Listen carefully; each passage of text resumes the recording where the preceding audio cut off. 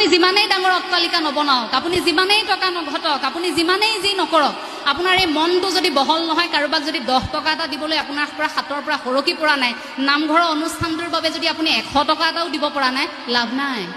আপুনি 5 ষ্টাৰ হোটেলত সেই চাহকাপ 5,000 টকা দি আপুনি খাব পাৰে।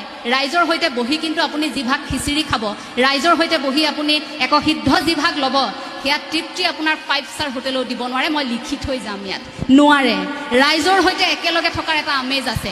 এই যে 30% পোৱা ছাত্ৰ ছাত্ৰীসকল, আমি আওকাণ কৰোঁ, পাছ কৰিলে সি আমুকৰ ল'ৰাটোৱে যেনে তেনে পাছ কৰিলে, তাৰ ল'ৰাটো ফেইল কৰিলে নহয়, এবাৰ পৰীক্ষাত বৰ বেয়া কৰিলে। দেখিব ষ্টেণ্ড কৰা ল'ৰাটোৰ ঘৰত মিঠাই টোপোলা লৈ পৰিয়ালৰ লোক গৈ আছে, গাঁৱৰ লোক গৈ আছে, কিন্তু কাষতে ফেইল কৰা ঘৰৰ সেই ছাত্ৰগৰাকীৰ ঘৰত মাত লগাবলৈ কোনো যোৱা নাই। কিন্তু যেতিয়া দুদিন পিছত এটা বিপদ হ'ব, যাচোন ধনাৰ পুতেকক মাতি আন, যাচোন ধৰ্মেশ্বৰ পুতেকক মাতি আনি বাঁহডাল কাটি দিয়ক, সেই ষ্টেণ্ড কৰি থকা ল'ৰা